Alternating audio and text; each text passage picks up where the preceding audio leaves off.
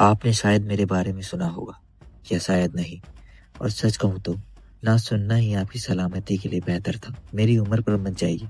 लोग मुझे बच्चा समझते हैं और यही उनकी सबसे बड़ी भूल होती है। खौफ की कोई उम्र नहीं होती और मौत का कोई चेहरा नहीं होता। मैं कोई हीरो नहीं हूँ, बस अपना काम कभी अधूरा नहीं छोड़ता। आज की किस्मत ने आपको मेरे सामने ला खड़ा किया है। अब ये आप तय कीजिए कि ये मुलाकात एक नए सफर की शुरुआत है या आपकी आखिरी दास्तान का पन्ना। तो चलिए शुरू करते हैं मेरी कहानी।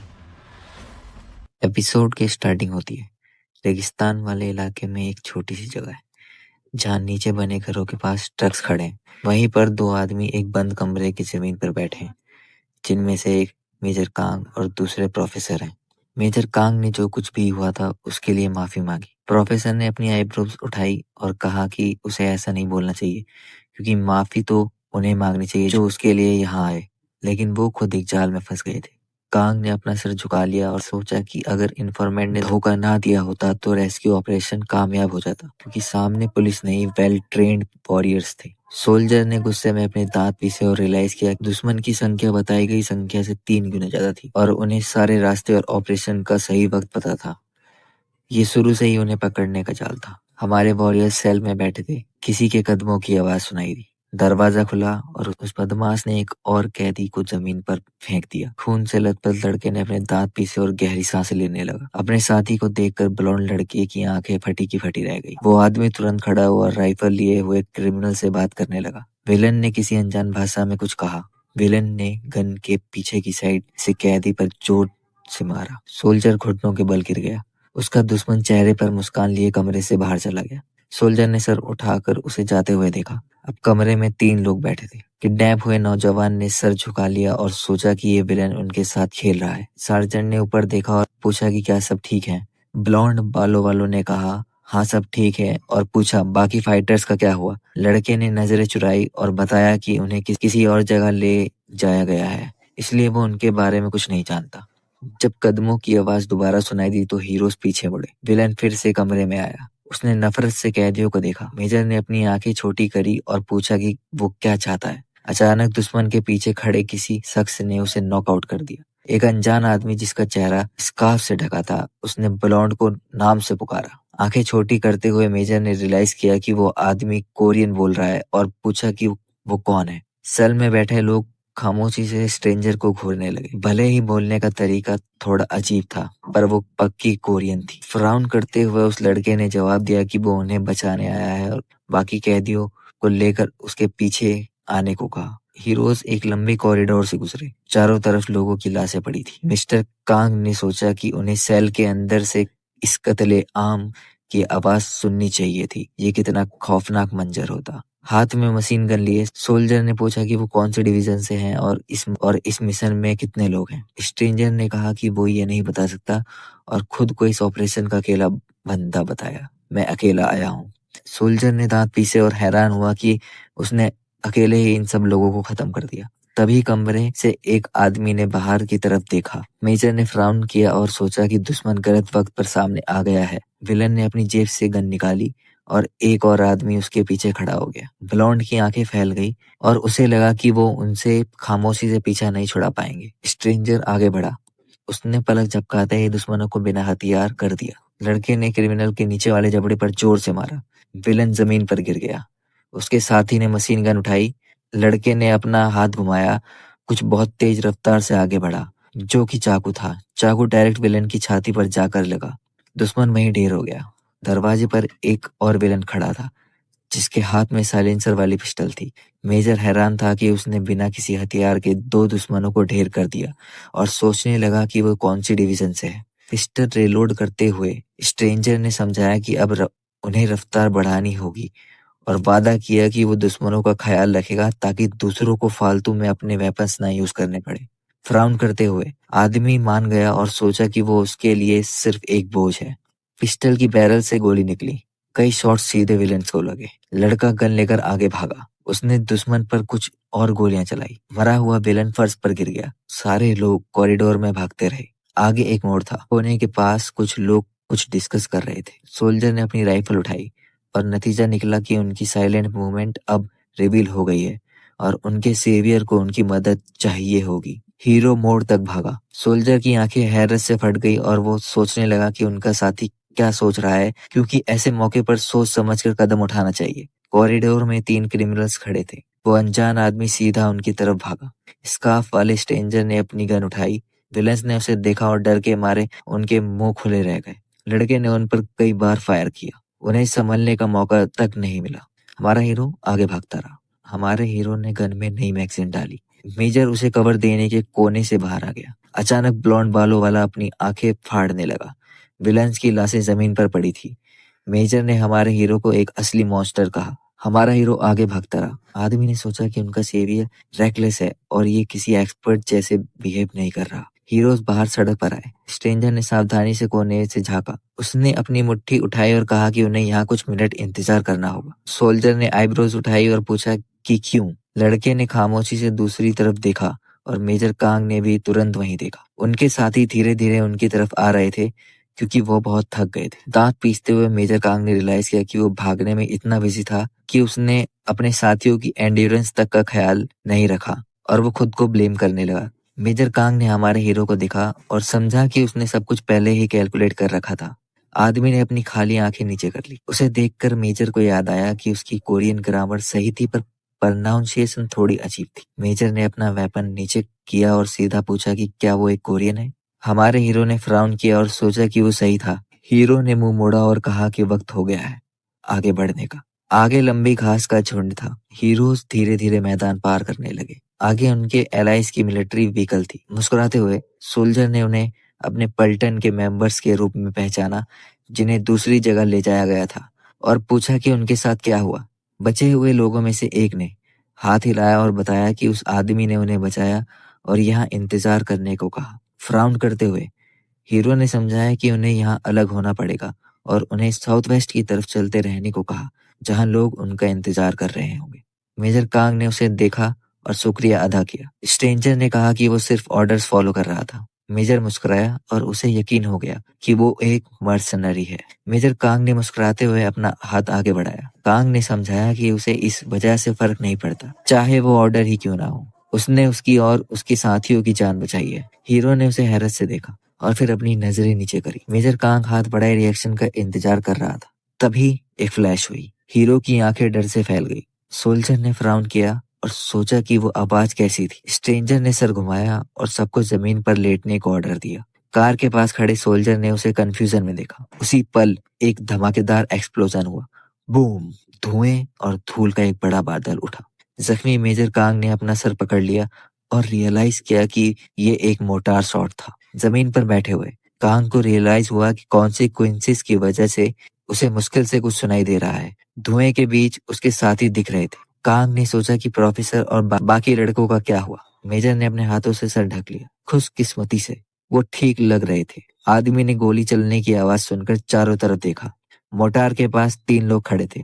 कांग ने कुछ देखने की कोशिश करते हुए आंखें छोटी की। सोल्जर ने देखा कि उसका सेवियर राइफल से फायर कर रहा है और हैरान हुआ कि वो इतनी जल्दी संभल गया और काउंटर अटैक शुरू कर दिया। एक घुटने पर बैठकर लड़के ने एक के बाद एक शॉट फायर किए। मेजर कांग ने हैरत में अपनी आईब्रोज उठाई। उसने देखा कि अब हमारे हीरो का चेहरा अच्छे से दिख रहा है क्योंकि धमाके की वजह से हमारे हीरो के फेस पे लगा कपड़ा हट चुका था। मेजर ने गुस्से में अपने दांत पीसे और सोचा कि उन्हें बचाने वाला ये था। कांग को यकीन नहीं हो रहा था कि ये एक छोटा सा मामूली टीनेजर है जो दुश्मनों से हमसे बेहतर तरीके से लड़ सकता है। 6 महीने बाद बच्चे सड़क से स्कूल जा रहे थे। जब टीचर ने उनका ध्यान खींचा तो स्टूडेंट्स ने ऊपर देखा। एक बच्चे ने उसे अपनी हाथों के नीचे से देखा। बच्चा कंफ्यूजन में आंखें छोटी करने लगा। टीचर उस न्यू कॉमर के पास गई और बताया कि आज से वो उनकी क्लास में पढ़ेगा। हीरो ने मुस्कुराते हुए कहा कि उसे यहाँ आकर आप लोगों से मिलकर बहुत खुशी हुई। एक लड़की अपनी नोटबुक में कुछ लिख रही थी। वो बिल्कुल नहीं हिली। अपने भाई के बारे में सोच रही थी जो अभी नई क्लास में आया था। अचानक उसकी क्लासमेट चिल्लाते हुए क्लास में आई। एक खुश लड़की ने अपना मुंह ढका और कहा कि उनके ऑफिस के पास एक बहुत हैंडसम लड़का देखा है जो अभी ट्रांसफर होकर आया है। वो लड़की भीड़ को घूरने लगी ये जानने के लिए कि ये नया लड़का कौन है। उसने आंखें बंद की और तय किया कि वो उसका भाई ही होगा। जल्द ही उसकी आंखें धीरे से खुली। वो नोटबुक को घूरती रही अपने भाई के बारे में सोचते हुए। उसने कभी नहीं सोचा था कि हमारा हीरो किम जिसे सब एयरप्लेन एक्सीडेंट में मरा हुआ समझते थे। 10 साल बाद वापस आएगा। डॉन को प्लेन याद आ गया जिससे उसका भाई आया था। वो दरवाजे को एंटिसिपेशन के साथ देख रही थी जहां से वो निकला था। जब उसने उसे देखा तो उसकी आंखें फटी रह गई। उसके ग्रैंडफादर ने कांपते हाथों से हमारे हीरो का सर पकड़ लिया। मिस्टर यू अपने पोते को वापस देखकर रोने लगे। अगले ही पल उन्होंने उसे गले लगा लिया। किम ने सर झुकाया और अपनी बहन को देखा। वो थोड़ी ठिकठिकी पर पास नहीं आई। लड़के के चेहरे पर एक मुस्कान आ गई। उसने डॉन की तरफ देखा और मुस्कुराते हुए आंखें बंद कर ली। अचानक डॉन की आंखें खुली और वो होश में आई। हीजुन लड़की की डेस्क के पास खड़ी थी और उससे पूछ रही थी कि उसे कब तक बुलाना पड़ेगा। अपने सीने पर हाथ बढ़ाते हुए हीजुन ने डॉन से पूछा कि क्या वो अपनी जिम यूनिफॉर्म लाई है। अगर लाई है तो उसे दे दे। सर उठाकर अपनी क्लासमेट को देखते हुए लड़की ने पूछा अगर वो यूनिफॉर्म उसे दे देगी तो वो खुद क्या पहनेगी। हिजुन ने स्मर्क किया और पूछा कि क्या डॉन पागल हो गई है। उसका सवाल सुनकर क्लास की सारी लड़कियां डर के मारे जम गई। हिजुन ने डॉन को मारा और कहा कि उसे जवाब देने का कोई हक नहीं है और वो खुद देख लेगी कि क्या पहनना है। यिंग अपने फोन को देख रही थी जबकि उसके दोस्त ने डॉन से पूछा कि क्या वो सब कुछ भूल गई है। उसके क्लासमेट्स ने मुंह फेर लिया और उनके बीच में ना पड़ने का फैसला किया। लड़की ने सर झुका लिया और जब हीजुन ने पूछा कि क्या वो फिर से पिटना चाहती है और सबके सामने रोना चाहती है। कहानी हमें क्लास 3-2 में ले जाती है। लड़के के इंट्रोडक्शन के बाद टीचर ने पिछली सीट की तरफ देखा और उसे वहां बैठने को कहा। किम आगे बढ़ा। याहुन ने हमारे हीरो को तिरछी नजरों से देखा। वो इस बात से गुस्सा था कि नए लड़के पर इतना ध्यान दिया जा रहा है। हायंग जुन जो उसके पीछे बैठा था उसने उसे पुकारा। याहुन ने हंसते हुए मन में कहा हमारा हीरो कुछ अलग ही तरीके से चल रहा है। 1 सेकंड में उसने अपना पैर बाहर निकाल दिया। हालांकि किम ठीक उसके सामने रुकने में कामयाब रहा। याहुन ये देखकर अपनी आंखें छोटी करने लगी। किम ने सर झुकाया और लड़की के पैर को घूरने लगा। लड़का दांत पीसने लगा। ये समझ नहीं पा रहा था कि उससे चूक कैसे हुई। याहुन ने ऊपर देखा तो किम उसे ही देख रहा था। बिना हिले वो खामोशी से हमारे हीरो को देखता रहा। जब उसने पूछा कि वो उसे क्यों घूर रहा है, किम को मेजर की बात याद आई जिसने कहा था कि हर हाल में झगड़े से बचना। सामने बैठे लड़के ने आहें भरी और कहा कि उसे पहले से पता है। मेजर हैरत में जम गया जब हमारे हीरो ने कहा कि वो पक्का किसी लड़ाई में नहीं पड़ेगा क्योंकि इस एरिया की नॉलेज बहुत कम है। आदमी खामोश रहकर सुनता रहा जब लड़के ने कहा कि वो बिना सोचे समझे कोई काम करके किसी एमेच्योर की तरह मरना नहीं चाहता। फ्राउन करते हुए उसने कहा कि वो एक प्रोफेशनल है जो 10 साल से बैटलफील्ड पर है। आदमी ने हाथ उठाया और गहरा फ्राउन करते हुए कहा कि वो उसे इस वजह से नहीं बोल रहा था। किम बिना हिले जवान को देखता रहा जिसने पूछा कि वो ऐसे क्यों घूर रहा है। उसके बालों की परछाई ने उसकी आंखों को ढक रखा था। लड़के ने तेजी से टीचर की तरफ देखा, पूछा कि वो वहां क्यों रुक गया है। टीचर की तरफ मुस्कुराते हुए उसने माफी मांगी। फिर वो अपने क्लासमेट के पास से गुजरा जिनने हंसकर कहा कि ये लड़का बहुत डरा हुआ है। किम आगे बढ़ते हुए फरस को देख रहा था। हुजिन ने आह भरी और आंखें बंद कर ली। जब टीचर ने यांग की तरफ देखा और उसे न्यू कॉमर का ख्याल रखने को कहा तो उसने जवाब दिया। छत की तरफ देखते हुए औरत ने सबको क्लास एंजॉय करने को कहा। यांग मुस्कुराया और हमारे हीरो को ग्रीट किया। लड़के की तरफ मुड़ते हुए उसने उसका नाम लिया और पूछा कि क्या उसने सही प्रोनाउंस किया है। किम ने तुरंत हाँ कहा। डी जांग थका हुआ सा नजरें फेर गया।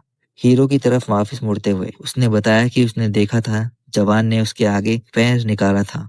उसने मुस्कुराते हुए लंबे बालों वाले लड़के की तरफ इशारा किया और उसका इंट्रो दिया। फिर उसने हुजैन की तरफ इशारा किया जिसके पास जान गया और यू से कहा कि सावधान रहे। लड़के ने मुस्कुराना बंद किया और दोनों लड़कों को घूरने लगा।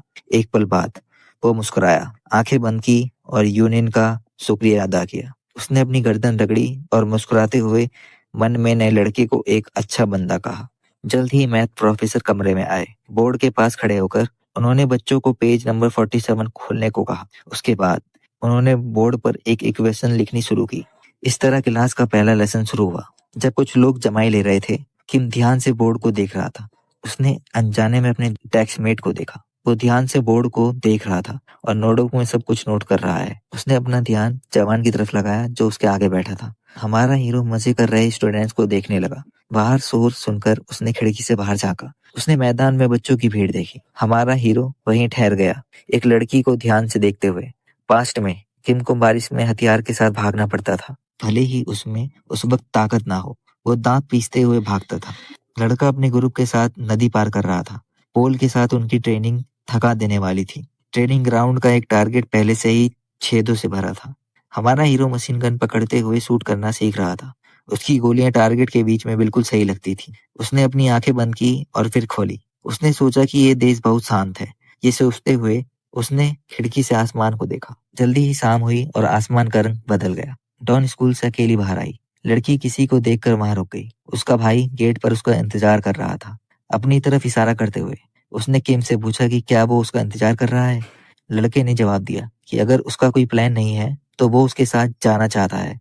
लड़की ने सर हिलाया और कहा कि उसका कोई प्लान नहीं है। किम ने अपनी बहन को देखकर मुस्कुराते हुए कहा कि फिर वो साथ घर जाएंगे। डॉन अपने भाई को देखकर मुस्कुराई। कहानी हमें शहर के दूसरे हिस्से में ले जाती है। किम खामोशी से आगे चल रहा था। टॉम ने शर्म के मारे अपना सर झुका लिया। एक पल बाद वो ठिकठिकी क्योंकि उसके भाई ने पूछा था कि क्या वो शर्मा रही है। अपनी बहन को देखकर मुस्कुराते हुए हमारे हीरो ने कहा कि वो भी ऐसा ही महसूस कर रहा है। लड़की ने सर घुमाया और खामोशी से अपने भाई को देखा। जब उसने कहा कि उसके पास उसकी और ग्रैंडफादर की सिर्फ कुछ ही यादें बची हैं। डॉन ने अपने स्कूल बैग की स्ट्रैप्स कसकर पकड़ ली। जब उसने ये सुना, जल्दी ही लड़का और लड़की स्टोर तक पहुंचे। डॉन अचानक रुक गई जब उसने यिंग की आवाज सुनी। यिंग अपने क्लासमेट्स के साथ एक टेबल पर बैठी थी। लड़की ने नजरें फेरी और कंफ्यूजन में डॉन को घूरने लगी। किम की बहन की आंखें डर से फट गई। यिंग के पास बैठे लड़के ने पूछा कि वो लड़की कौन है। यिंग ने जवाब दिया कि ये वही लड़की है जिसे हेजुन टारगेट कर रही है। मुस्कुराते हुए उसने पूछा कि उसके साथ वाला लड़का कौन है, क्या वो उसका पार्टनर है। भाई और बहन ने सर घुमाया और यिंग को घूरा। डॉन ठिकठिकी और अपने हाथ उठाए, कहा कि ये उसका भाई है। फ्राउन करते हुए किम ने अपनी बहन से पूछा कि वो लड़की कौन है। डॉन ने अपने भाई से कहा कि वो एक क्लास की दोस्त है। यिंग अचानक जोर से मुस्कुराई और पूछा कि क्या वो वाकई एक दोस्त है। कांपते हुए किम की बहन ने उस लड़की की तरफ देखा। किम खुद पूरी तरह मुड़ गया और उस लड़की की तरफ देखने लगा। करली बालों वाली लड़की ने हमारे हीरो को देखा और पूछा कि वो उसे क्यों घूर रहा है। फ्राउन करते हुए उस लड़के ने ईजुन से कहा कि अगर वो मरना नहीं चाहती तो दूसरी तरफ देखे। हीजुन की दोस्त जिंग ने कहा कि डॉन का भाई पागल है जो उसे अभी भी घूर रहा है। किम बिल्कुल नहीं हिला। उन लड़कों को ऐसे देख रहा था जैसे वो उसके टारगेट्स हों। एक बुली खड़ा हुआ और थूका। वो किम की तरफ बढ़ने लगा, पूछते हुए कि क्या वो बहरा है। उसके सामने खड़े होकर उसने पूछा कि क्या वो अपनी बहन के सामने कूल बनने की कोशिश कर रहा है। हमारे हीरो ने शांति से अपने सामने वाले लड़के को देखा। उसके लिए ये लड़का बहुत कमजोर था। नीचे देखते हुए उसने ऐसा अपने मन में कहा। तभी बुली ने फासला कम कर दिया, जैसे कि उसे कोई फर्क ही नहीं पड़ता। किम ने उस लड़के के गले की तरफ देखा और रियलाइज किया कि वो अपने शरीर का हर कमजोर हिस्सा खुला छोड़ रहा है, यहाँ तक कि उसके हाथ भी उसके पॉकेट्स में थे। ये समझ नहीं आ रहा था कि वो अपनी ताकत दिखाने में इतना कॉन्फिडेंट क्यों है। किम को मेजर कांग की याद आ गई, जिसने बोला था कि बिल्कुल भी किसी से लड़ाई मत करना। उसने एक गहरी सांस ली, उस बुली पर ध्यान न देने का फैसला किया। अचानक बुली ने किम को कपड़ों से पकड़ा और अपना हाथ उठाया। पूछा कि क्या उसे लगता है कि वो इतनी आसानी से उसे इग्नोर कर सकता है। किम की बहन ने झुककर माफी मांगी और कहा कि उसे बहुत अफसोस है।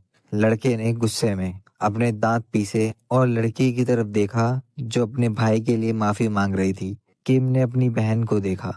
यिंग जो एक तरफ बैठी थी मुस्कुराने लगी जब उसने उस लड़की को डर के मारे झुकते हुए देखा। उस बोली ने कहा कि उसे लड़की की कोई परवाह नहीं है। उसने किम की शर्ट को जोर से कसा और कहा कि उसकी रिक्वेस्ट का कोई मतलब नहीं है। हमारे हीरो ने बुली को इग्नोर किया और अपनी बहन को देखा। उसकी आंखें अनजाने में फैल गई। डॉन डर से कांप रही थी जब उसने बुली को देखा। किम ने अचानक बुली के हाथ पर मारा। बुली दर्द के मारे अपना हाथ पकड़कर बैठ गया। उसी समय किम ने अपना स्कूल बैग नीचे फेंक दिया। वो अपनी बहन के पास जाने लगा। किम ने अपना सूट उतारा और डॉन के सामने खड़ा हो गया। लड़की ने कंफ्यूजन में सर उठाकर अपने भाई को देखा। वो बहुत प्यारी मुस्कान के साथ बोला कि वो वहीं खड़ी रहे। किम ने कोट उठाया और लड़की के सर को सूट से ढक दिया। बोली ने चिल्लाते हुए हमारे हीरो पर हमला किया। किम ने अपनी आंखें छोटी करी और उसे देखा। उसने घूमकर उसके सर पर जोर से मारा। बुली का पूरा शरीर एक तरफ गिरने लगा और अगले ही पल वो जमीन पर था। उसका दोस्त गुस्से में उछला। किम ने गिरे हुए आदमी की तरफ पीट करके कहा कि लगता है उसने मेजर कांग से किया हुआ वादा तोड़ दिया। फिर वो अपने दूसरे दुश्मन की तरफ मुड़ा। वो मोटा लड़का बेहोश हो चुका था और जमीन पर पड़ा था। उसका दोस्त गुस्से में अपने दांत पीस रहा था। कहानी हमें जंगल की तरफ ले जाती है। सोल्जर्स फॉर्मेशन में भाग रहे थे। मेजर पल्टन को भागते हुए देख रहा था। मेजर ने उन्हें देखते हुए फ्राउन किया।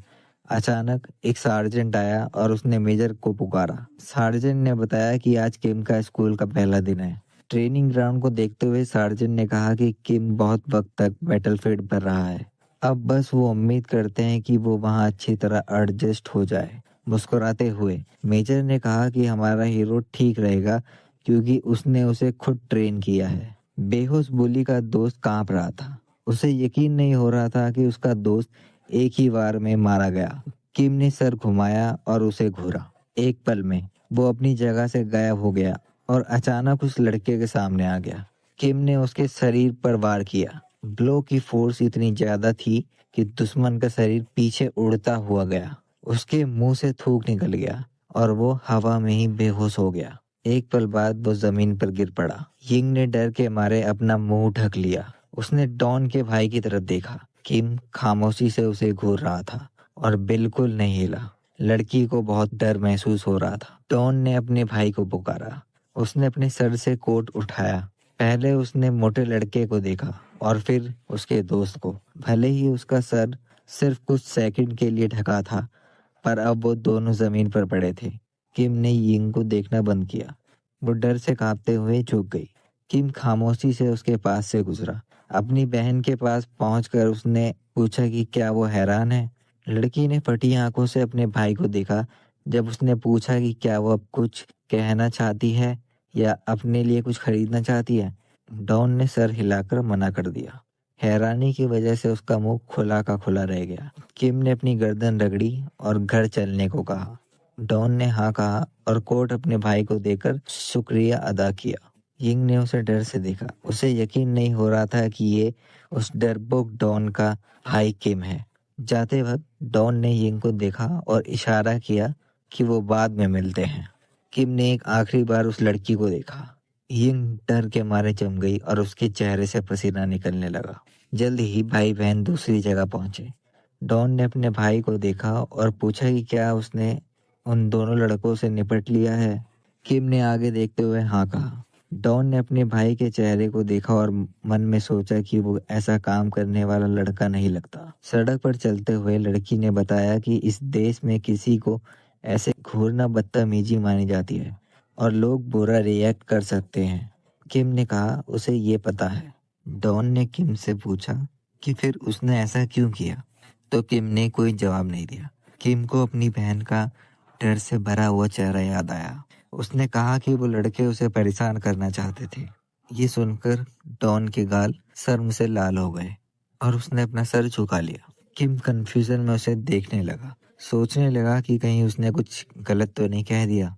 कहानी हमें हमारे हीरो के घर ले जाती है। परेशान दादाजी ने हाथ हिलाते हुए कहा उसे बैठकर फल खाने चाहिए। किम ने एप्रन पहनते हुए कहा कि वो खुद खाना बना सकता है। दादाजी को थोड़ा अजीब लगा और उन्होंने अपना सर खुजलाया। वो उदास होकर सोफे पर बैठ गए जब उनका पोता खाना बनाने लगा। दादाजी ने मुस्कुराते हुए अपने पोते को देखा और कहा कि उन्हें उम्मीद है कि उसे उनका खाना पसंद आएगा, क्योंकि भले ही वो अच्छे कुक नहीं है पर उन्होंने पूरी मेहनत करी थी। किम ने सर झुकाकर कहा कि उसे सब कुछ बहुत पसंद आया। शर्म के मारे दादा ने अपना मुंह ढक लिया। डॉन मुस्कुराई, ये रियलाइज करके कि दादाजी अपनी खुशी छुपा रहे हैं। उन्होंने पोते के आने की खुशी में कुकिंग लेसन्स भी लिए थे। दादाजी ने पूछा कि स्कूल का पहला दिन कैसा रहा। किम उस वक्त बर्तन धो रहा था। उसने मुड़कर कहा कि कोई प्रॉब्लम नहीं हुई। दादाजी सुकून से मुस्कुराने लगे। रात को कमरों की लाइट्स बंद हो गई। किम बिस्तर पर लेटा छत को देख रहा था और दादाजी के आंसू याद कर रहा था। वो खुश था कि वो वापस आ सका। दादाजी ने उसका हाथ पकड़कर कहा था कि सबसे बड़ी बात उसका वापस आना है। फिर किम को एक सपना आया। प्लेन का कैबिन हिल रहा था और लोग चिल्ला रहे थे। उसके पेरेंट्स ने उसे ऑक्सीजन मास्क पहनाया और उसे बचाने के लिए गले लगा लिया। बचपन का किम डर से कांप रहा था। प्लेन गिरने लगा। किम बुरे सपने की वजह से अचानक उठ बैठा। उसने अपना चेहरा हाथों से ढक लिया। वो जोर जोर से सांसें ले रहा था और उसके हाथ कांप रहे थे। उसने देखा कि सुबह के 7 बज चुके हैं। किचन में उसकी बहन खाना बना रही थी। उसने बताया कि दादाजी काम पर जल्दी निकल गए हैं। डॉन ने बताया कि दादाजी ने उसके आने पर कुछ दिन की छुट्टी ली थी, पर अब उन्हें काम पर वापस जाना पड़ेगा। डॉन ने कहा कि उसे आज जल्दी निकलना है और टेबल पर खाना रखा है। किम जब तैयार हो जाए तो नाश्ता कर लेगा। किम ने टेबल पर देखा और वहाँ बहुत सारा खाना था। स्कूल में डॉन क्लास में एंटर हुई। कॉरिडोर में हीजुन ने पूछा कि क्या नया लड़का डॉन का भाई है। यिंग ने डर से हाँ कहा। उसे कल का मंजर याद आया जब वो लड़के किम की एक ही मार से ढेर हो गए थे। यिंग को किम का चेहरा याद आया और वो डर गई कि अब ये लोग डॉन के साथ क्या करेंगे। सीढ़ियों पर किसी ने डॉन के सर के पीछे मारा। हेजुन ने उसे अपने पीछे आने को कहा। जब डॉन ने पूछा कि कहाँ, तो हेजुन हंसने लगी और कहा कि भाई के आने से बहुत बोल्ड हो गई है। स्कूल के पीछे हेजुन ने डॉन को लात मारी और पूछा क्या उसे अपनी औकात याद है। हेजुन ने कहा कि डॉन के भाई ने कल उसके भाई के दोस्तों को मारा था और शायद अब तक उनकी मुलाकात हो चुकी होगी। डॉन डर गई और चिल्लाकर पूछा कि वो उसके भाई के साथ क्या करना चाहते हैं। हेजुन ने डॉन के मुंह पर थप्पड़ मारा। डॉन की आंखों से आंसू निकलने लगे, पर वो वहां से भाग गई। क्लास 3-2 में भीड़ जमा थी। कल पीटे हुए लड़के क्लास में आए। उनके पीछे एक कीसू खड़ा था। अचानक डॉन क्लास में घुसी। वो बहुत थकी हुई थी। किम ने जब उसे देखा तो वो जम गया। उसके चेहरे पर थप्पड़ का निशान था और शर्ट पर लात का धब्बा। कीसू ने मजाक उड़ाया कि उसकी बहन हमेशा मदद मांगती है। किम की आंखों में अंधेरा छा गया जब उसने अपनी बहन को इस हालत में देखा। इस घटना से 5 मिनट पहले क्लास शांत थी। कुछ बुलीज यूनियन को परेशान कर रहे थे। उस पर चौक और इरेजर फेंक रहे थे। अचानक एक चौक हमारे हीरो को लगी। किम ने बिना रिएक्ट करे अपना बैग रखा। बुली ने कहा कि उन्हें इस नए लड़के को सिखाना पड़ेगा कि रिस्पेक्ट क्या होती है। किम ने अपना कोट उतारा और यूनियन से पूछा कि क्या वो ठीक है। यूनियन ने झूठ कहा कि सब ठीक है। यूनियन ने पूछा कि क्या वो स्कूल के बाद साथ चलेगा, पर किम ने मना किया क्योंकि उसे अपनी बहन डॉन के साथ जाना था। यूनियन हैरान हुआ और बताया कि डॉन की लाइफ बहुत मुश्किल रही है। उसने समझाया कि डॉन क्यूट और पढ़ने में अच्छी थी, इसीलिए एक लड़की हीजुन उससे जलने लगी और उसे बुली करने लगी। और हीजुन का भाई कीसू है, जिसकी वजह से कोई बीच में नहीं पड़ना चाहता। ये सुनकर हमारे हीरो की आंखें सिक उड़ी। तभी कीसू ने दरवाजा लात मारकर खोला। उसने किम की तरफ इशारा करते हुए कहा कि ये लड़का बहुत पैथेटिक लगता है। किम अचानक खड़ा हो गया। जवान डर गया कि नए लड़के का काम तमाम हो जाएगा। किम ने बाहर आकर पूछा कि क्या उसका नाम कीसू है। कीसू ने हंसकर हाँ कहा। डॉन डर के मारे वहां आई। कीसू ने हंसते हुए उसे हीजुन का खिलौना बताया। डॉन रोने लगी और माफी मांगने लगी। किम ने अपनी बहन से कहा कि उसे माफी मांगने की जरूरत नहीं है। एक ही पल में किम ने दुश्मनों के चेहरे पर दर्जनों वार किए। वो लड़का फर्श पर गिर गया। मोटा लड़का ये देखकर डर से कांपने लगा। किम ने कहा कि ये डॉन की गलती नहीं, इन लड़कों की गलती है। एक और लड़का हमला करने भागा, पर किम ने साइड होकर उसके गले पर जोर से मारा। वो लड़का घुटनों के बल गिर गया और अपनी सांसें रोकने लगा। हमारा हीरो तीसरे बुली की तरफ बढ़ा। उसके हमले को डॉज किया और उसके शरीर पर ऐसा पंच मारा कि वो पीछे उड़ता हुआ गया। कीसू ये देखकर हैरान था। अब सिर्फ वही वहां पर खड़ा बचा था। हीजुन और यिंग सब हैरत और डर में डूबे हुए थे। यहाँ तक कि डॉन भी हैरत में जम गई। किम खामोशी से अपने दुश्मनों को देख रहा था, अपनी आंखें छोटी करते हुए। उसने कीसू से कहा कि आखिरकार उसे वो बंदा मिल ही गया जिसकी वजह से उसकी बहन मुसीबत में थी। कीसू ने डर के मारे थूक निकला और उसके चेहरे से पसीना टपकने लगा। कीसू अचानक मुस्कुराया और फ्राउन करते हुए बोला कि लगता है नए लड़के को थोड़े बहुत ट्रिक्स आते हैं। किम ने कोई जवाब नहीं दिया। कीसू ने अचानक अपना पैर उठाया और एक जोरदार किक मारी, ये कहते हुए कि उसे इतनी आसानी से इग्नोर नहीं किया जा सकता। कीसू को लगा कि उसकी मारी हुई किक बहुत परफेक्ट थी, पर किम ने अपना हाथ उठाया और उसकी किक को ब्लॉक कर दिया। ये देखकर कीसू के होश उड़ गए। उसने तुरंत अपने दूसरे पैर से हमला किया, पर किम ने उसे भी ब्लॉक कर दिया। उसने कीसू का पैर पकड़ा और उसे अपनी तरफ खींचा। कीसू लड़खड़ाने लगा और अगले ही पर हमारे हीरो ने उसके मुंह पर एक जोरदार मुक्का मारा। कीसू फर्श पर गिर गया और गाली देते हुए उठने की कोशिश करने लगा। किम उसके सामने कोल्ड लुक लिए खड़ा था। अचानक किम ने कीसू के चेहरे पर एक ऐसी किक मारी कि वो खून थूकते हुए गिर पड़ा। क्लास के सारे बच्चे शौक में जम गए। जहान और हीजुन का मुंह खुला का खुला रह गया। हीजुन ये देखकर गुस्सा थी और समझने की कोशिश कर रही थी कि ये क्या हुआ। जब किम उनकी तरफ बढ़ने लगा तो यिंग और हीजुन डर से कांपने लगे। किम ने अपनी मुट्ठी बंद करी जैसे वो उन्हें मारने वाला हो। तभी डॉन ने अपने भाई का हाथ पकड़ लिया और उसे रुकने को कहा। किम ने पूछा, क्या ये वही लड़कियां नहीं हैं जो तुझे परेशान करती थी? डॉन थोड़ी सी ठिकठिकी। किम ने पूछा कि क्या उन्होंने उसे अभी नहीं मारा था? डॉन ने शर्म से अपना सर झुका लिया। वो हैरान थी कि उसके भाई को ये सब कैसे पता चला। फिर उसने रियलाइज किया कि उसका भाई उसके लिए लड़ रहा है। मुस्कुराते हुए उसने कहा कि अब उसे दर्द नहीं हो रहा है और वो रुक जाए।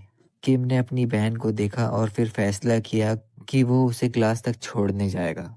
जब वो गए तो हीजुन ने गुस्से में गालियां देना शुरू किया। जान ने कहा कि नया लड़का बहुत ज़्यादा स्ट्रांग है। कॉरिडोर में चलते हुए डॉन ने अपने भाई से माफ़ी मांगी कि उसकी वजह से उसे 2 दिन से लड़ना पड़ रहा है। किम ने मुस्कुराते हुए कहा कि वो ये सब देखकर अनजान नहीं बन सकता। उसने बताया कि जहाँ वो रहता था वहाँ लोग सिर्फ अपने बारे में सोचते थे, लेकिन जब बात फैमिली की आती है वो लोग बदल जाते हैं। उसने बैटलफील्ड की एक याद शेयर की जहाँ एक बाप अपनी बेटी को बचा रहा था। किम ने मुस्कुराते हुए कहा, भले ही उसे अपनी पुरानी यादें कम याद हैं, पर वो जानता है कि वो एक फैमिली है। डॉन शर्म से लाल हो गई और अपने भाई को बाय कहकर अपनी क्लास में चली गई। क्लास 3-2 में जब किम वापिस आया तो सब उसे देखने लगे। जुआन और हैकचिन ने कहा कि वो बहुत कूल था। डोंगचान ने भी दबे पांव माना कि वो बहुत कूल था। दूसरी तरफ कीसू गुस्से में टेबल को मार रहा था। हीजुन ने अपने भाई को ताना मारा कि अगली बार इतनी बुरी तरह मत पिटना जैसे अभी पिटे हो। कीसू ने उसे चुप रहने को कहा और बोला कि अगर वो इतनी स्मार्ट है तो खुद जाकर लड़े। हीजन गुस्से में दरवाजा पटक कर निकल गई। उसने किम और डॉन से बदला लेने का प्लान बनाया। घर जाते वक्त डॉन ने सोचा कि क्या अब उसकी लाइफ बदल जाएगी। तभी किम वहां आया और पूछा कि वो क्या सोच रही है। डॉन ने पूछा कि क्या वो आज उसका इंतजार कर रहा था। उन्होंने स्टोर जाकर कुछ सामान खरीदा। स्टोर में सब लोग किम की कूलनेस की बातें कर रहे थे। डॉन ने मजाक में पूछा कि क्या उसकी कोई गर्लफ्रेंड है। किम ने मना किया और उसने अपनी बहन से पूछा कि क्या उसका कोई बॉयफ्रेंड है। डॉन शर्म से पानी पानी हो गई। घर पहुंचकर दादाजी ने किम को नया स्मार्टफोन गिफ्ट किया। किम ये देखकर हैरान था। दादाजी ने बताया कि उन्होंने सेलर से मदद लेकर किम के नए फोन में अपना और डॉन का नंबर सेव कर दिया है। किम ने मुस्कुराते हुए कहा कि वो दादाजी के दिए गए तोहफे का बहुत अच्छे से ध्यान रखेगा। किम ने रात को मेजर कांग को मैसेज किया। मेजर ने अनजान नंबर देखकर गुस्सा किया, पर सार्जेंट ने समझाया कि शायद किम ने नया फोन ले लिया हो।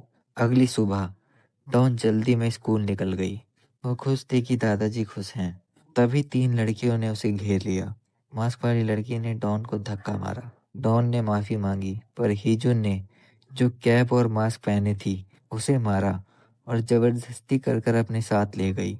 वहां उन्होंने डॉन को बहुत बुरी तरह मारा। स्कूल में टीचर ने पूछा कि डॉन कहाँ है, तो हीजुन ने मजाक उड़ाया। किम स्कूल के बाहर रोज की तरह डॉन का इंतजार कर रहा था, पर वो नहीं आई। जब वो घर पहुंचा तो उसने बाहर डॉन के जूते देखे। उसने डॉन के कमरे का दरवाजा खटखटाया।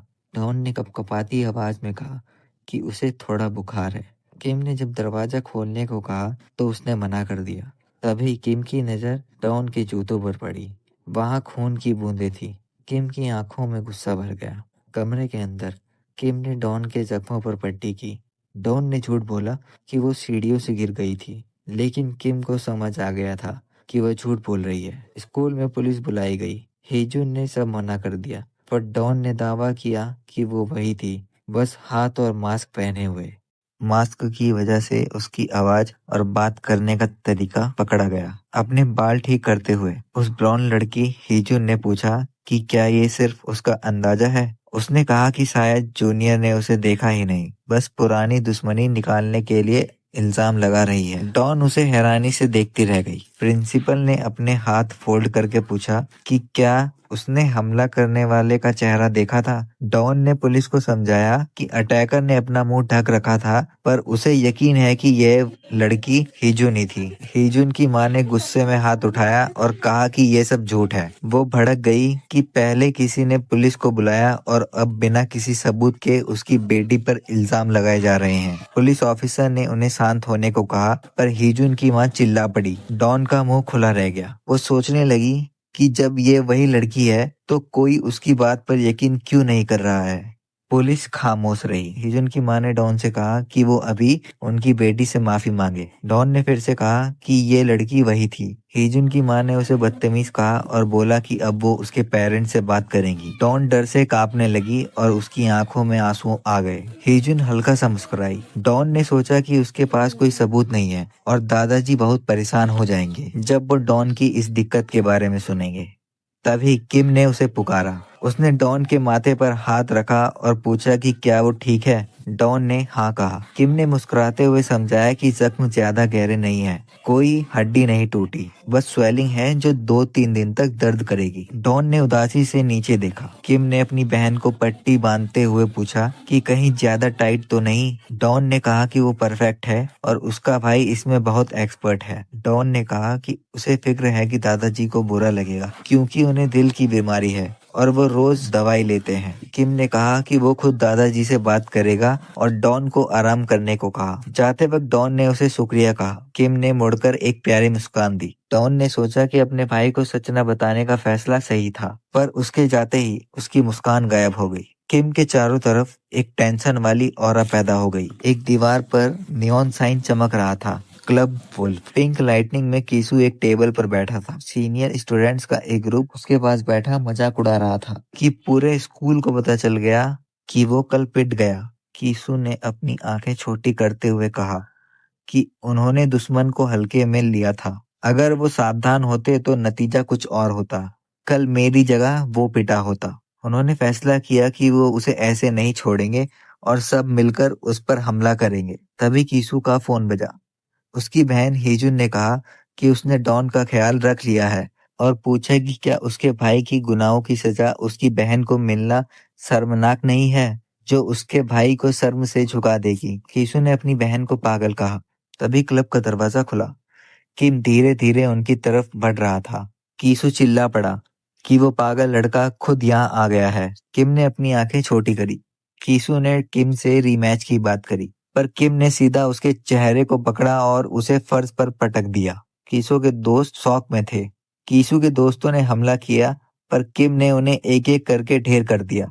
उसने किसी को दीवार पर मारा, किसी के जबड़े पर पंच मारा और किसी को घुटनों से हिट किया। कीसू शौक में था कि यह लड़का इंसान है या मशीन। टेबल पर पड़े फोन से हिजुन की आवाज अभी भी आ रही थी। किम ने फोन उठाया और गुस्से में कहा कि उसकी बहन को हाथ लगाने की सोचना भी मत। किम ने एग्जिट पर खड़े लड़के को पहले मारा ताकि कोई भाग न सके। वो इतनी तेज से मूव कर रहा था कि दुश्मन को समझ नहीं आ रहा था कि क्या करें। उसने पूछा, क्या मेरी बहन ने तुम्हारा कुछ बिगाड़ा था? कीसू ने उस पर गिलास फेंका, पर किम ने उसे डॉज कर दिया। कीसू ने एक बोतल उठाई और उसे तोड़ दिया। कीसू बोतल तोड़ने के बाद किम पर झपटा। किम ने एक ही झटके में बोतल छीन ली और कीसू का गला पकड़कर उसे दीवार से चिपका दिया। उसने कीसू को टेबल पर पटका और एक खतरनाक लुक देते हुए कहा, ये आखिरी वार्निंग है। अगर मेरी बहन को फिर से परेशान किया तो मौत भी तुम्हें आसान लगेगी। किम ने कहा कि यह बात अपनी बहन को भी समझा देना। किम ने उसके गले पर अपनी कोहनी से दबाव डाला। कीसू की सांसें अटक गई और उसकी आंखें छत पर चढ़ गई। किम उसे छोड़कर बाहर निकल गया। बाहर सड़क पर हिजुन परेशान थी कि उसके भाई ने फोन क्यों काट दिया। तभी उसने किम को क्लब से बाहर आते देखा। वो डर गई। किम उसके पास आया। हिजुन ने कहा, मेरे पास मत आना, तुम्हारे पास कोई सबूत नहीं है। किम ने उसे घूरा और तभी उसके फोन की रिंगटोन बजी। उसने फोन उठाया और कहा कि वो घर पहुंचने वाला है। हिजुन डर से कांप रही थी। जब वो क्लब के अंदर गई और अपने भाई की हालत देखी तो वो गुस्से में आ गई। कीसू ने उससे कहा, अब उस लड़की डॉन के पास मत जाना। हिजुन ने पूछा कि वो इतना डर क्यों रहा है।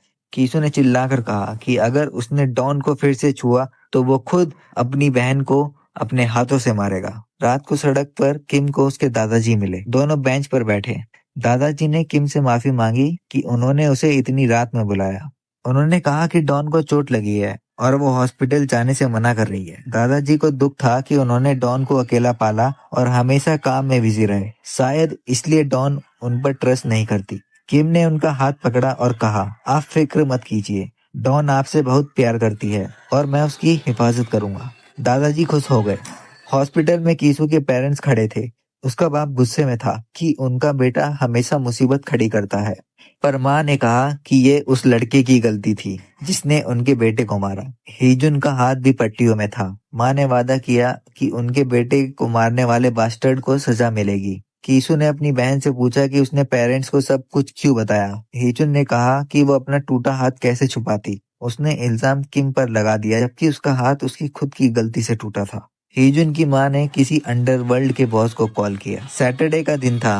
वो मंडे का इंतजार नहीं कर सकती थी। वो चाहती थी कि उस लड़के को सिर्फ स्कूल से ना निकाला जाए, बल्कि उसे सबक भी सिखाया जाए कि उसने उसके बच्चों से पंगा लेने की कोशिश करी है। हॉस्पिटल के कोने में छुपी हीजुन खुश थी कि अब उस ट्रांसफर स्टूडेंट का काम तमाम हो जाएगा। एक काली गाड़ी के पास ब्लैक सूट में एक बंदा खड़ा था। यही वो अंडरवर्ल्ड का बॉस है। उसने सिगरेट जलाई और सोचा कि बच्चों के झगड़े में पड़ना शर्मनाक है, पर उसे कॉल आया था कि बच्चे हॉस्पिटल में हैं। ये एक बहुत संगीन मामला है जिसे उसे हैंडल करना ही पड़ेगा।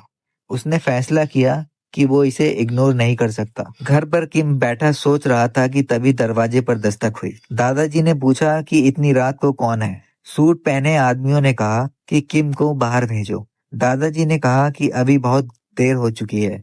दादाजी ने अपना हाथ उठाकर समझाया कि अभी बहुत देर हो चुकी है, पर किम कमरे से निकल गया। हमारे हीरो ने नजरें चुराई और कहा कि वो जल्द ही वापस आ जाएगा।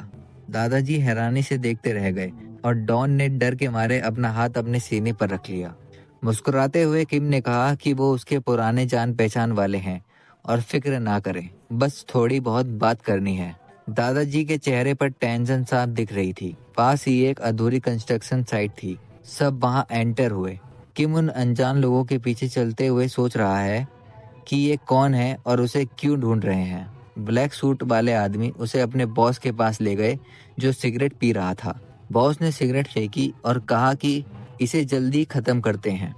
रोशनी में एक लोहे का बैट चमका।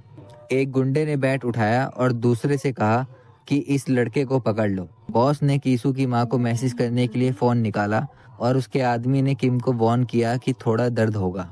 किम ने जब सुना कि ये लोग उसके क्लासमेट के बारे में बात कर रहे हैं तो वो समझ गया कि ये सब कीसू का प्लान है।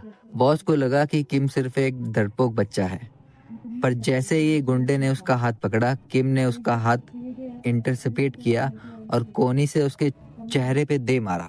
दूसरे ने आयरन बैट से हमला किया, पर किम नीचे झुक गया और डॉज कर लिया। उसने गुंडे का बैट अपनी कोनी में फंसा लिया और उसके जबड़े पर जोर से मारा, फिर घुटने से उसके सीने पर हिट किया। बॉस ये सब देखकर हैरान था कि एक बच्चा इतने परफेक्ट मूव कैसे कर सकता है। किम ने उन गुंडों को कार के हुड पर पटक पटक कर मारा। बॉस ने रियलाइज किया ये कोई आम हाई स्कूल स्टूडेंट नहीं है, इसके पास रियल फाइटिंग और बहुत एक्सपीरियंस है। अब बॉस खुद आगे बढ़ा। दोनों एक दूसरे की तरफ बढ़े। किम ने उसके पंचेस डॉज किए और जब बॉस की बॉडी डिफेंसलेस दिखी तो उसने आगे बढ़कर हमला किया। बॉस ने अटैक ब्लॉक किया, पर उसके हाथ पर निशान पड़ गया। बॉस ने पूछा, तुम कौन हो? किम ने कहा, सिर्फ एक आम स्टूडेंट। बॉस ने हंसकर कहा कि अब वो सीरियस होगा, पर किम ने उसे काउंटर अटैक किया। उसके जबड़े और पेट पर ऐसे ब्लोज मारे कि बॉस की पीठ अकड़ गई। बॉस खून थूकते हुए जमीन पर गिर गया। बॉस ने गिरते गिरते सोचा कि वो एक बच्चे से हार गया। उसने हमारे हीरो की आंखें देखी और सोचा कि उन्होंने गलत आदमी से पंगा ले लिया है। अगले सीन में हम एक बिल्डिंग देखते हैं। कीसू और हीजुन के पेरेंट्स ऑफिस में बैठे हैं। कीसू और हीजुन के पेरेंट्स ऑफिस में बैठे कॉल का इंतजार कर रहे थे। तभी फोन बजा। कीसू की माँ ने बोला कि फोन स्पीकर पे करो, मैं भी सुनना चाहती हूँ। बॉस ने माफी मांगते हुए बताया कि वो हार गया और उनके बच्चों ने गलत इंसान से पंगा लिया है। कीसू का बाप डर गया कि एक स्कूल के लड़के ने अंडरवर्ल्ड के इतने बड़े आदमी को डरा दिया। जो ऐसे कामों के लिए मशहूर था। तभी दरवाजे की तरफ से आवाज आई। ऑफिस का दरवाजा खुला। बाहर सिक्योरिटी गार्ड्स बेहोश पड़े थे। किम अंदर एंटर हुआ। हिजुन की माँ चिल्ला पड़ी और पुलिस को कॉल करने की धमकी दी। उसने कहा कि वो इस इलीगल एंट्री के लिए उसे जेल भेज देगी। किम ने शांति से कहा कि वो जानता है कि वो एक पॉलिटिकल आदमी की फैमिली है जो फिर से इलेक्शन लड़ने वाली है। हिजुन की मां ने पुलिस को कॉल लगाया, पर तभी किम ने अपना फोन दिखाया। स्क्रीन पर एक वीडियो चल रही थी जिसमें हिजुन एक क्लासमेट को मार रही थी और पैसे मांग रही थी। हिजुन के होश उड़ गए। किम ने बताया उसके पास कीसू और हिजुन की ऐसी बहुत सारी वीडियोस हैं जिसमें वो लोगों को मारते हैं और पैसे चुराते हैं, यहाँ तक कि वो उसे खुद को बेचने तक के लिए बोलते हैं वाली वीडियो भी है। पॉलिटिकल पर्सन समझ गया कि ये ब्लैकमेल नहीं, बदला है, क्योंकि उसके बच्चों ने किम की बहन को मारा था। उसने मेडिकल बिल्स और कंपनसेशन देने की बात की, पर किम ने मना कर दिया। पॉलिटिकल पर्सन ने पूछा, तो क्या चाहिए? क्या मेरे बच्चे डॉन से माफी मांगेंगे? किम ने कहा कि माफी से जख्म नहीं भरते और माफी सेटिस्फैक्शन से भरी भी नहीं होगी। तुम्हारे बच्चे सिर्फ फॉर्मेलिटी पूरी करेंगे। उसने कहा, मैं चाहता हूँ कि ये लोग हमारी जिंदगी से हमेशा के लिए निकल जाएं। पॉलिटिकल पर्सन ने फैसला किया कि वो अपने बच्चों को विदेश भेज देगा। हिजुन और उसकी माँ चिल्लाती रही, पर बाप ने उन्हें चुप करा दिया। किम ने कहा कि वो कल तक यहाँ से चले जाने चाहिए। जब बाप ने वीडियोस मांगी तो किम ने उसे ऐसी खौफनाक नजर से देखा कि पॉलिटिकल पर्सन डर गया। किम ने कहा, मुझे इतना बेवकूफ मत समझो, और वहां से निकल गया। घर पहुंचकर किम ने दादाजी और डॉन को बताया कि सब सेटलमेंट हो गई है। उसने डॉन से कहा, अब तुम्हें कभी सीढ़ियों से गिरने की जरूरत नहीं पड़ेगी। अगले दिन स्कूल में खबर फैल गई कि हिजुन और उसका भाई विदेश ट्रांसफर हो गए हैं। डॉन ये सुनकर हैरान थी। उसे रियलाइज हुआ कि उसके भाई ने सब ठीक कर दिया है। वो क्लास से भागती हुई बाहर आई और किम को थैंक यू बोला। उसकी आंखों में आंसू थे। एक जगह में यिंग और उसके दोस्त डिस्कस कर रहे थे कि हिजुन अचानक कहाँ चली गई। यिंग डर में थी क्योंकि हिजुन उसकी कॉल्स भी नहीं उठा रही थी। तभी हिजुन वहां आई। विदेश जाने से पहले उसके हाथ पर प्लास्टर था। उसने बताया कि वो सिर्फ एक सेमेस्टर के लिए जा रही है। उसके पापा ने उन्हें इसलिए भेजा ताकि बात दब जाए और वीडियोस लीक ना हो। हिजुन ने गुस्से में कहा कि ये एक फैमिली मैटर है और वो जल्द वापस आएगी। हिजुन ने अपने मन में सोचा कि वो सच नहीं बता सकती क्योंकि ये उसके और उसके परिवार के लिए शर्मनाक होगा।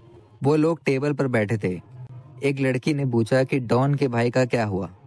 उसने सोचा कि कीसू और उसकी गैंग ने शायद उसका काम तमाम कर दिया होगा। हिजुन ने सर झटक कर कहा कि उसे डिटेल्स नहीं पता। वो डर रही थी कि अगर सच बताया तो उसका भाई गुस्सा हो जाएगा। हिजुन ने अपने नाखून चबाते हुए सोचा कि डॉन वही करेगी जो वो चाहेगी, और उसने अपने दोस्तों से कहा कि वो उसे एक बार फिर सबक सिखाएंगे। यिंग ये सुनकर डर गई और उसने हिजुन को रोकने की कोशिश की, पर हिजुन पागलों की तरह मुस्कुराने लगी। उसे ये बर्दाश्त नहीं हो रहा था कि उसके जाने के बाद डॉन खुश रहे। उसने प्लान बनाया कि वो एक फोन कॉल से डॉन के दादाजी को नौकरी से निकलवा देगी। तभी किसी ने कहा कि उसने यहाँ आकर सही किया। रूम के दरवाजे पर हुड और मास्क पहने एक आदमी खड़ा था। हिजुन ने तुरंत उसका नाम पुकारा। किम ने अपना सर झुकाया और कहा कि वो नहीं जानता कि ये लोग कौन हैं। हिजुन डर के मारे पीली पड़ गई। किम ने एक कोल्ड लुक के साथ कहा कि उसने उनकी इंटरेस्टिंग बातें सुन ली और उसे समझ आ गया है कि वीडियोस के सारे किरदार यहीं मौजूद हैं। उसने पूछा, क्या ये वही जगह है जहां तुमने मेरी बहन को मारा था? उसने दरवाजा पकड़ा और कहा, तुम्हें शोर मचाना पसंद है ना? चलो थोड़ा म्यूजिक बजाते हैं। उसकी आंखें गुस्से में लाल हो गई और रूम का दरवाजा जोर से बंद हो गया। दूसरी तरफ हॉस्पिटल में पॉलिटिकल पर्सन ने पूछा कि हिजुन कहाँ है। कीसुन ने बताया कि वो अपने दोस्तों को गुड बाय कहने गई है। पॉलिटिकल पर्सन ने फ्राउन किया कि उसे फ्लाइट से पहले बाहर नहीं निकलना चाहिए था। तभी एक एम्प्लॉय भागता हुआ आया और उसने टीवी चालू किया। न्यूज़ पर रिपोर्टर बता रही थी कि स्कूल की लड़कियों का एक ग्रुप बच्चों को मारने की वीडियोस बना रहा है। पूरे देश में उन्हें सजा देने की मांग उठ रही थी। जैसे ही न्यूज़ में पॉलिटिकल पर्सन के बच्चों का नाम आया, कीसू कहता है, ये नहीं हो सकता। हिजुन के मम्मी पापा के होश उड़ गए। किम सड़क पर हाथ जेब में डाले चल रहा था। तभी कोई किम को बुलाता है। वो आदमी अंडरवर्ल्ड का बॉस था जो कार के पास खड़ा था। वो हमारे हीरो से मिला और उसने पूछा, तुमने ऐसा क्यों किया? तुमने तो पॉलिटिकल पर्सन के साथ एक डील की थी। किम ने खामोशी से नीचे देखा। उसने सब कुछ चुपचाप किया था ताकि उसकी असली पहचान छुपी रहे। उसने पुरानी वीडियोस निकाली थी और दोस्तों से म्यूजिक बजाने को कहा था ताकि उसकी आवाज़ बाहर ना जाए। बॉस ने पूछा, क्या तुम्हारे पास 2 पर्सनैलिटी है? किम ने कोई सीधा जवाब नहीं दिया। बॉस ने वार्न किया कि पॉलिटिकल पर्सन उसे नहीं छोड़ेगा, पर किम ने कहा कि उसके पास अब सोचने का वक्त नहीं होगा। तभी टीवी पर खबर आई कि पॉलिटिकल पर्सन के खिलाफ इलेक्शन फ्रॉड, रिश्वत, भ्रष्टाचार और कई काले कारनामे के सबूत मिल गए हैं। यहाँ तक कि उसकी अपनी पार्टी ने भी उससे अपना रिलेशन तोड़ लिया था। पॉलिटिकल पर्सन डर के मारे हॉस्पिटल बेड पर ढेर हो गया। अंडरवर्ल्ड बॉस ने हैरानी से पूछा, क्या तुमने मेरा पर्सनल डाटा भी चुरा लिया? वो सबूत जो मैंने सालों से जमा किए थे, वो तुम्हें कैसे मिले? कौन हो तुम? किम उसके पास से गुजरा और उसने अपना वही पुराना जवाब दिया, सिर्फ एक आम हाई स्कूल स्टूडेंट। बॉस मुस्कुराने लगा। किम ने अपने हाथ पॉकेट्स में डाले और खामोशी से अपने घर की तरफ निकल गया। Neon lights on a new horizon. Digital worlds are now arising. With every challenge we are facing, a brand new future we're embracing. So we rise up through the fire, taking dreams and going higher. We are the legends, we're the future now. A digital odyssey will show them how. A digital